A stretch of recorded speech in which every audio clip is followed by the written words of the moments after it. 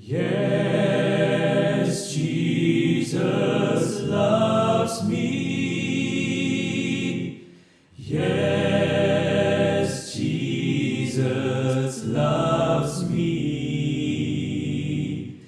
Yes, Jesus loves me. The Bible tells me so.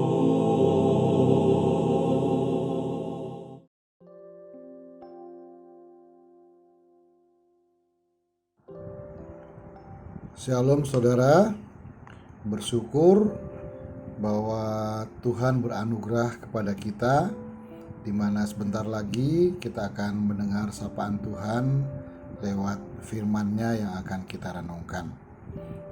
Biarlah sebelumnya kita minta pimpinan Tuhan agar kita dapat memahami firman Tuhan ini buat kita.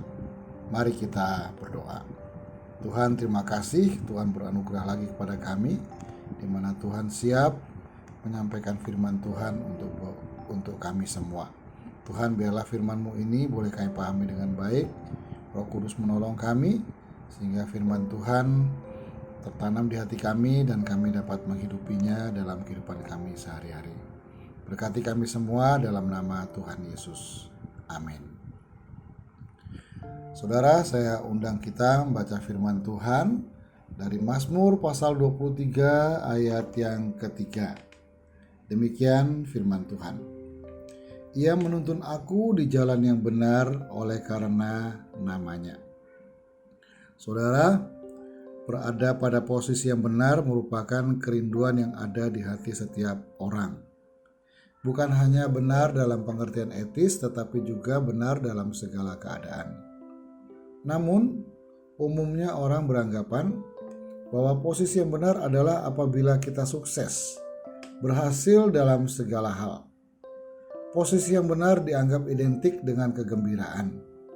Posisi yang benar diartikan sama dengan kekayaan. Posisi yang benar dianggap sama dengan serba kecukupan dan kemapanan.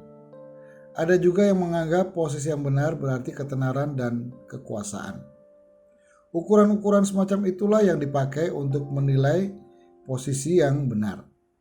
Maka orang mengejar itu semua. Orang jadi mengejar kesuksesan, kekayaan, kemapanan, kekuasaan, dan ketenaran. Tetapi Daud mempunyai pandangan yang berbeda. Bagi Daud, posisi yang benar adalah jikalau ia bersama dengan Tuhan. Ia berkata, Tuhan menuntun aku di jalan yang benar. Ada makna tersembunyi pada kalimat itu.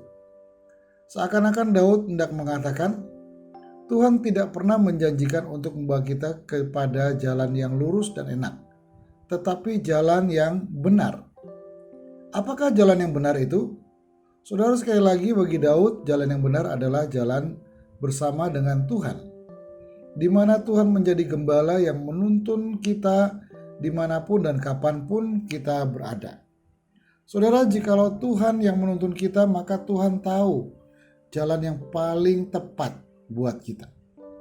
Saudara, ketika anak sulung saya masih berusia sekitar 10 bulan, saya sering mengajaknya berjalan-jalan dengan kereta dorongnya. Biasanya saya ajak sampai ke jalan raya yang tidak jauh dari rumah kami ketika kami masih melayani di Malang pada waktu itu. Di sana saya bawa keretanya ke pinggir jalan yang berbatu. Saudara dapat bayangkan, tentu saja kereta itu berguncang dan dia tidak merasa nyaman dengan guncangan itu. Bagi anak saya masih kecil ketika itu, jalan tersebut bukanlah jalan yang baik. Tetapi bagi saya jalan itu adalah jalan yang benar untuknya. Itulah jalan yang paling aman bagi dia, sekalipun ia tidak merasa nyaman. Saudara, itulah Tuhan yang bekerja dalam kehidupan kita ketika Tuhan menuntun kita. Seringkali Tuhan membawa kita kepada jalan yang berbatu, jalan yang tentu tidak nyaman buat kita. Tetapi jikalau jalan itu adalah jalan yang dipilih Tuhan untuk kita, di mana Tuhan menuntun kita, maka itulah jalan yang paling tepat buat kita. Dan kita harus bersyukur untuk tuntunan Tuhan dalam kehidupan kita. Berbahagialah kita jikalau Tuhan menuntun kita di jalan yang benar oleh karena nama-Nya. Mari kita berdoa. Tuhan, terima kasih. Seringkali kami kecewa, kami marah, kami bersikap tidak baik kepada Tuhan ketika kami melalui jalan-jalan yang berbatu, yang tidak nyaman buat kami. Kami tidak sadar bahwa seringkali Tuhan menuntun kami kepada jalan-jalan semacam itu. Karena jalan itu adalah jalan yang bagi Tuhan tepat untuk kami. Tuhan, ajar kami bersyukur dalam segala hal. Ketika Tuhan menuntun kami dimanapun dan kapanpun kami berada. Karena ketika Tuhan menuntun kami, Tuhan memilihkan buat kami jalan yang paling tepat buat kami. Biarlah Tuhan kami selalu bersyukur untuk pilihan jalan yang Tuhan berikan untuk kami. Terima kasih Tuhan untuk anugerah-Mu.